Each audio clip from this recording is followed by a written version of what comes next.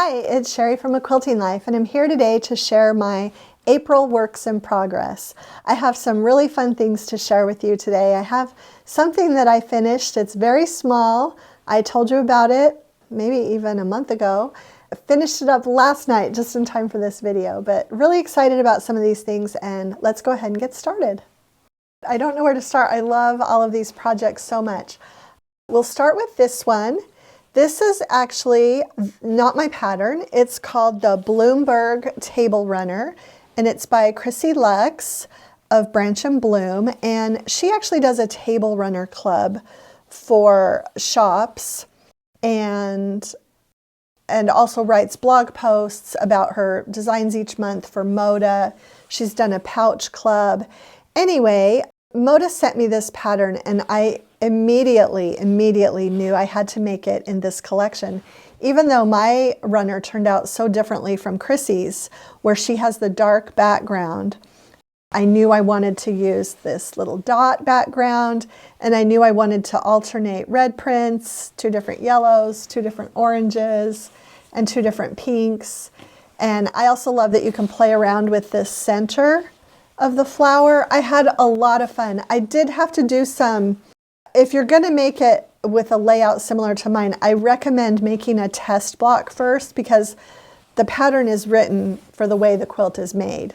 So I kind of had to, make my test block and figure out where my darks and my lights were.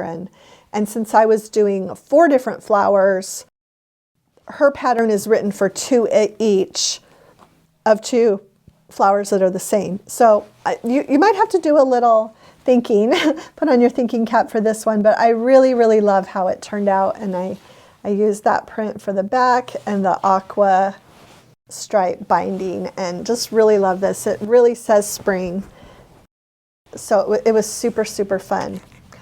Okay, this is something I mentioned back when we filmed this video. When we originally filmed the Quilter's Cottage video, I shared my little wall hanging that I made, and I honestly just made the cottage, this border exactly like the pattern, the patchwork border exactly like the pattern, and then the next plain border exactly like the pattern, and I bound it. And I did not put the star in here, because what I wanted to do, and I'm almost 100% sure I shared that with you in that video, was that I wanted to make a little grandmother's flower garden block that I am going to applique right there. I am so excited about this. And anyway, I wasn't really sure how small I would have to go with these Hexagon. It was just an idea that came to me. So anyway, I wanted to give you the information on that. I did use 1/2-inch Hexagons papers for these so that it would fit in there. And I had several different sizes. I had 1/2-inch, 5/8, and 3/4, and then the next size I have is 1 inch. But I found that by taking 1.5-inch squares of fabric, and I'm just going to kind of show you, and by using this 3/4-inch Hexagon to cut out the Hexagon fabric from my 1.5-inch square, it worked perfectly as a template to use. I would err on the side of cutting the fabric maybe just a little bit bigger than this, maybe 1/8 of an inch bigger, a 1/16 to 1/8 all the way around. Anyway, super excited. I actually didn't sew this on because I just wanted to be able to show it to you, but I will definitely be attaching this just by hand, just kind of stitching it on, and now I feel like my little wall hanging version is complete.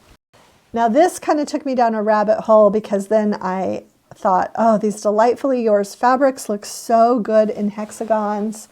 And so I think something I'm going to try to make this month is, I have this little needle case pattern. It was in one of my books, and I have it available. I think I have it available separately. I'll have to look. If it is, I'll link it in the description. But I really want to make one of these in Delightfully Yours now. And I recently actually taught a class on this, an in-person class. And so I have some little flowers that are left over from that class. And I thought, oh, I need to get these finished, and maybe I'll do some kind of this was an option I gave them in the class for sewing to a bunch of low volume backgrounds. So anyway, really want to make some Delightfully Yours hexagons in a bigger size. These go together, actually these go together, it takes about the same size to make a tiny one as it does a big one, because you're just working with those small pieces. But anyway, really want to work on some more hexagons this month. So look for that in upcoming works in progress posts. Okay, something else I want to share, and this is, at the beginning of the year, I shared that I wanted to finish my village quilt, and if you've been following, you know that I finished that. We filmed it in last month's works in progress video, and it felt so good to finish an older project that I decided that I'm going to start working on this work in progress again. And I will go back because I can't remember when I started this, but I know I blogged about it, so I'll be able to look it up and let you know. But this is called On the Plus Side, and it is a pattern by Lori Simpson of Minnick & Simpson. And it actually makes a quite large 84 by 84 inch quilt with a border. I've never really been in love with this border, so I'm probably not going to put the border on, but I loved the little plus side blocks. And this is kind of a digital image, but her quilt was gorgeous, and I started working on it several years ago. Like I said, I really think this has been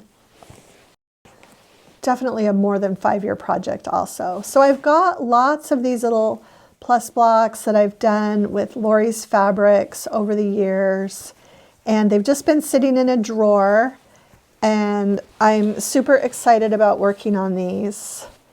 And she's not designing fabric anymore, but I've still got a lot of her fabric for sure. And so I am going to get this finished up. And so actually what I did, this has been in the closet in a drawer, but this was my bin for my village quilt. So it's empty now, that quilt is done. So I've moved these into there, and I usually work on works in progress on Saturdays. And so this is moving up to the top of my list. Okay, just a couple more quick things to share. This is actually not a quilt that I made, but I did do the binding on it, so I'm including it in the works in progress. And if you watch the podcast, you might have seen this. We had this on the table for one of our episodes. But this is my flower shop pattern, and it's a pretty good size pattern. And my friend Nancy that helps me piece quilts, after she finished doing the sunny side and the blooming quilts, I said, is there anything of mine you would like to make in Delightfully Yours? And she said, yeah, I'd love to make your flower shop. And so she chose the border and the binding, and I sent her the fabric. This is a layer cake quilt with some extra greens.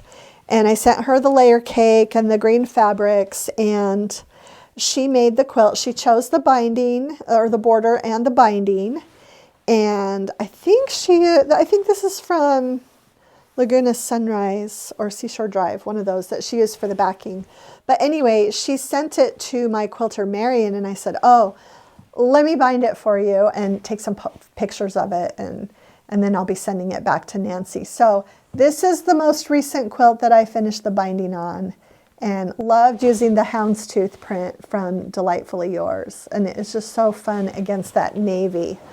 This pattern actually includes the lap size quilt, but it also has a mini. And Nancy made the mini too. So, and Marion also quilted this with crosshatch. And I also bound this one. So, and I believe that Nancy used this fabric from Simply Delightful for her backing on this. So I thought that was super, super fun. And then just one more thing that I finished binding recently. This, I almost feel bad showing it to you. This is something that's really only available to shops. But what they what Moda does sometimes when shops order an entire collection from a designer is Moda occasionally will print these panels of one of the patterns from one of the designers or from the designer. And so this was not pieced. This is a printed on panel. And the purpose for that is so that a shop owner can take that panel, quilt it up, hang it up on the wall, and help customers to see how that fabric looks in a finished quilt without the shop owner having to take, weeks to put together a quilt. They are so busy and work so many long hours that this is a great benefit for them. Anyway, I was able to get one of these and I thought, wow, I'm just going to quilt it up. And I used our 60-inch wide Dresden print on the back and I bound it with the red stripe. And this is just going to go down on the couch. The grandkids can play with it. I'm not going to worry about it. It's super cute and I didn't have to piece it together. But this is something that we're just really grateful that Moda does as a service to shop owners. Okay, and that is pretty much it. I will look forward to showing you next month my progress on, the grandmother's flower garden blocks, and hopefully I get some plus side blocks made. And then I also have a couple things that I've been working on that aren't quite done that'll be ready to go for next month. Okay, so that's it for April Works in Progress. I will have everything linked in the description below. I hope you enjoyed watching this video. It's always really good for me to film these videos monthly. It really keeps me on track, kind of looking back at what I've done and what I need to do, and really appreciate you coming along for that ride and hope that it's helping you to do the same with your quilting projects. If you enjoyed today's video, please share it with a friend, hit the like button, and subscribe to our channel if you haven't already. Thanks so much for stopping by.